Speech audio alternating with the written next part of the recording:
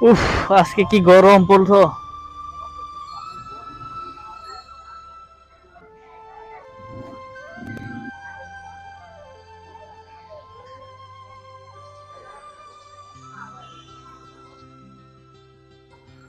ইস, আমার এরকম একটা স্পোর্টস বাইক থাকতো।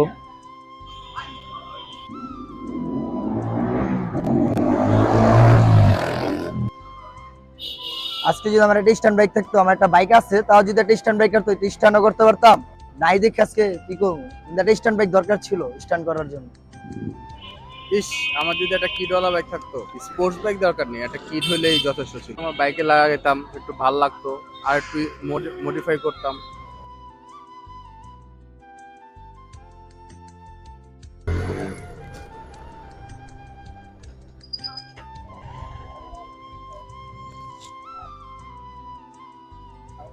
ইস, আমার যদি একটা দেশ রচিত বাইক থাকতো।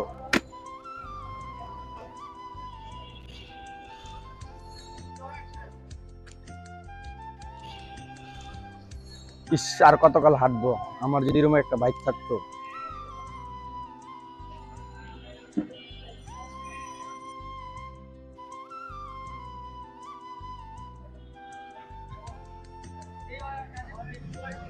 পাটা খালি সোজা হইলে লাইফ আর কিছু চাইতাম না, কিচ্ছু লাগতো না লাইফে। আসসালামু আলাইকুম, কেমন আছেন সবাই?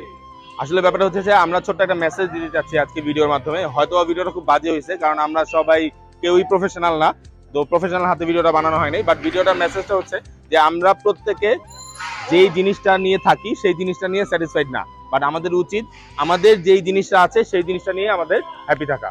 আল্লাহ আসলে আমাদের প্রত্যেকের রিজিকেই রেখে দিয়েছে যে আমাদের কপালে কি আছে কবি নাই। সুতরাং কি নাই সেটা নিয়ে আফসোস না করে আপনার নিচে দেখুন আপনি অন্যের চাইতে কত ভালো আছেন। আপাতত আমি হাসান সিতু আপনাদের কাছ থেকে বিদায় নিচ্ছি। আল্লাহ হাফিজ।